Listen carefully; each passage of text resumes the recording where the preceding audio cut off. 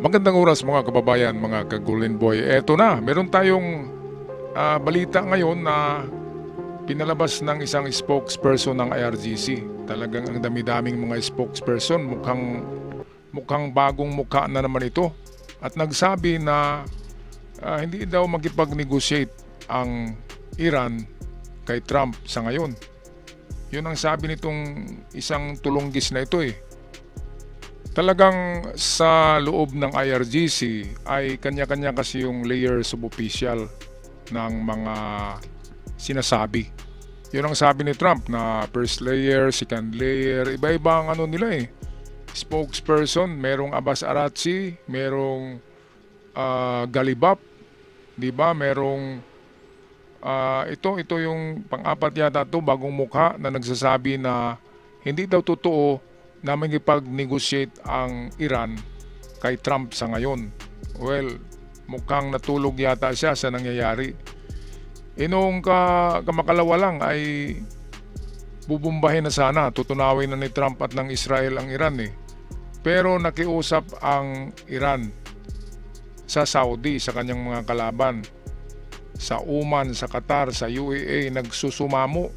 Halos lumuhod na tong mga leaders ng Iran na kausapin nila si Trump na hindi ituloy ang pagbubomba kasi ayaw na ni Trump magipag-usap sa mga ganyan eh. Sa mga taong yan, galit na si Trump diyan, sobrang sinungaling daw. Kaya dahil sa partner ni Trump, kaalyado ni Trump sa Middle East, itong Gulf State, lalo na ang Saudi, lalo na ang Qatar, UAE, Bahrain, Kuwait, pati Oman at Jordan, ay pumayag na si Trump na magipag-negotiate. Kaya nga natigil yung pagbomba nung kamakalawa. Pinatigil ni Trump. Pero sa ngayon ay naghihintay si Trump sa sa kung ano ang mangyayari sa sinasabing magkipag-negotiate na finally. Ito na daw yung last chance. Humingi daw ang Iran ng last chance, Mr. Trump. Bigyan nyo kami ng last chance. Pipirma na kami. Yun yung sabi. Kaya pinatigil ni Trump ora mismo ang pagbubomba. Ngayon, ano na naman tong sinabi ng isang kumag dito, atin pakinggan mga kababayan. Ito ang video courtesy sa atin ng the UNTV. Mariing pinabulaanan ng Iran ang pahayag ni US President Donald Trump na nakiusap umano ang Tehran sa Washington para sa isang kasunduan. Ayon kay Iranian Foreign Ministry spokesperson Ismail Bakai, walang kasalukuyang negosasyon sa pagitan ng Iran at Estados Unidos. Ay nako, Ismail Bakai pala tong pangalan ng damuho na to, mga kababayan. Mantakin yung sinabi niyang walang mangyayaring negosasyon na mamagitan sa US at Iran. Natutulog yata to eh, hindi yata alam ang balita. Nabumbahin na sana sila noong kamakalawa. Deadball na sana sila ngayon eh. Baka tong spokesperson na Ismail Bakay na to, na baka bangkay na to eh. Sa araw na to kung binomba sila ni Trump tapos sasabihin niya na walang negosasyon, hindi papayag ang Iran. Nako, iba ang kanyang kwento eh. Pero sa ibang opisyalis ng Iran, sa mga legit na negotiator tulad ni Abbas Araghchi at ni Bagher Galibaf ay makipag-negotiate nga sila dahil sila mismo yung nagmakaawa sa Saudi Arabia, sa Oman, sa Qatar, sa UAE na tulungan ng Iran na makiusap for the last chance kay Trump. Kaya tumawag ang Saudi kay Trump at sabi ni Trump, this will be the last chance, talagang ayaw ko na kasi napakasinungaling ng mga tao na to, totoo naman. Di ba mga kababayan? Kaya pati tayo tuloy ay nabitin tayo. Ay sana umatikabong aksyon yun eh. Headline na naman sana, di ba? Kasi tutulong ang Iran.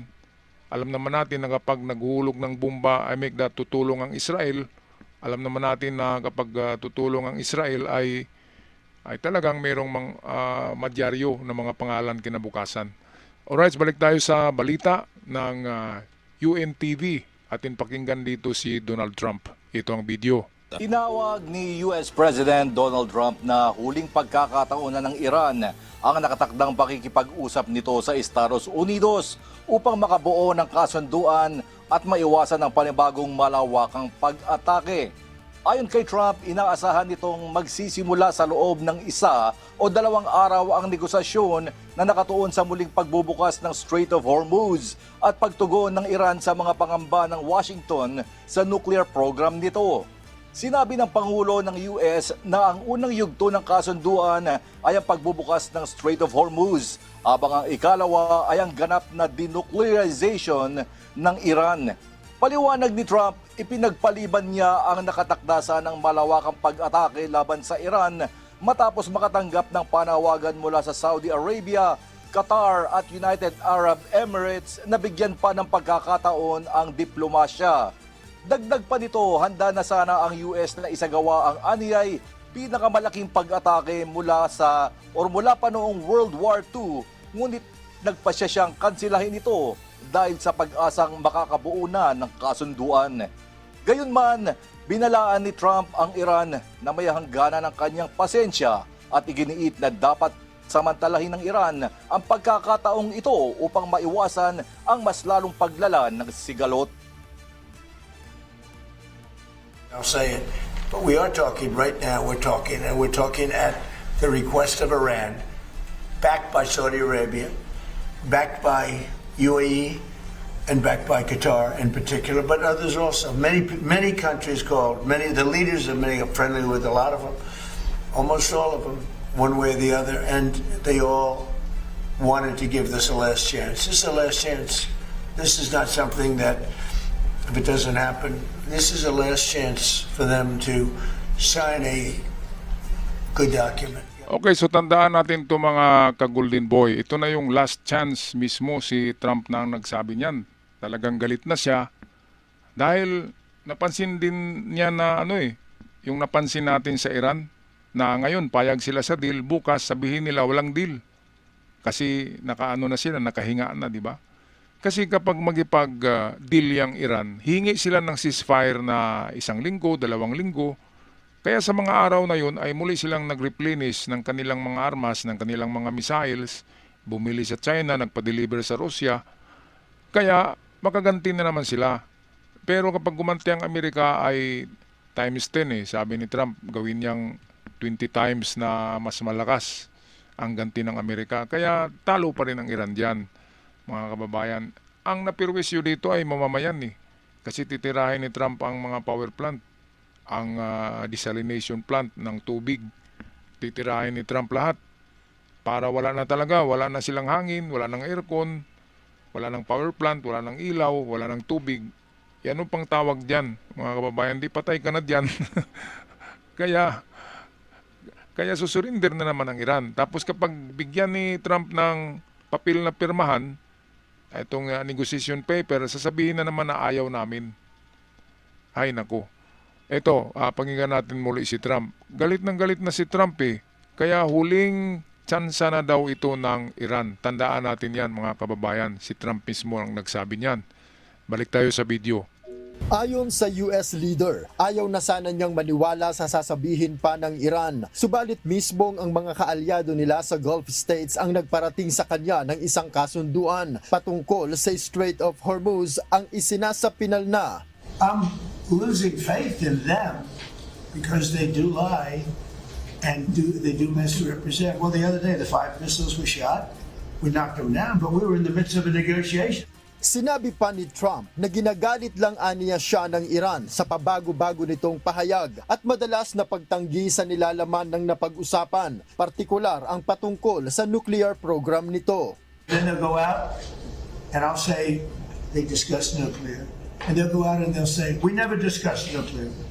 And I say, why did they say that? All they do is make me angry. You know, you just make me angry. Ayon kay Trump, muling magsisimula ang negosasyon sa Lunes ng hapon, araw sa Amerika. Walang pahayag ng pagsang-ayon o pagtanggi ang Iran kaugnay ng nakatakdang pag-uusap. Subalit base sa ulat, nitong nakaraang linggo ay nagsagawa ng pagpupulong ang gabinete ng Iranian government sa pangunguna ni President Masoud Pezeshkian. Isa sa natalakay ang patungkol sa umano'y kasunduan ng Iran at Oman kaugnay ng Strait of Hormuz. Sa kanyang pahayag, sinabi ni President Pezeshkian na marapat na unahin sa ngayon ang kapakanan ng kanilang mga mamamayan na lubhang naapektuhan ng gyera. Binigyang diin ito na dapat magkakaisa ang gobyerno, ang militar at ang negotiating team upang mapanatili ang tiwala ng publiko at ang pagkakaisa bilang isang bansa ang aniya ay susi upang manalo sa anumang laban. Ay nako, susi na naman pinag-usapan. Pagpipirma daw sila, panalo daw sila sa laban. Anong klaseng panalo yan? Talo na nga eh. Talo na, kaya pumirma, sumurinder na yan. Ang ibang tawag dyan, sumurinder dahil pumirma. Talo. Sinabi nito ni Masoud Pezeshkian na kapag para daw sa mamamayan yung gawin nila na pagpirma ay panalo siya. Panalo sila. Talo na nga eh. Tapos panalo pa. Ang panalo diyan ay yung mga mamamayan na anti-IRGC, anti-Iran government, yung mga protestors. Yun yung panalo sa gyera na ito, mga kababayan. At pagbagsak ng presyo ng gasolina ay panalo rin tayo. Lahat ng tao sa mundo, lalo na ang Pilipinas. Alright, so anong masasabi nyo dito mga kababayan sa pabago-bago na desisyon ng Iran? Kaya floating pa rin ngayon ang deal, floating. Meron pang isang linggo yata na hihintayin si Trump para finalize na ito, at kung ayaw talaga pumirma, this will be the last chance. Ihuhulog niya na yung tinatawag na doomsday bomb sa Iran. Alright, so kung magpaalam na, maraming salamat at huwag kalimutan mag-subscribe sa mga bago pa lamang, malaking tulong yan, at sa aking event followers, ako'y laging sumasaludo sa inyong lahat. Hanggang sa muli, paalam.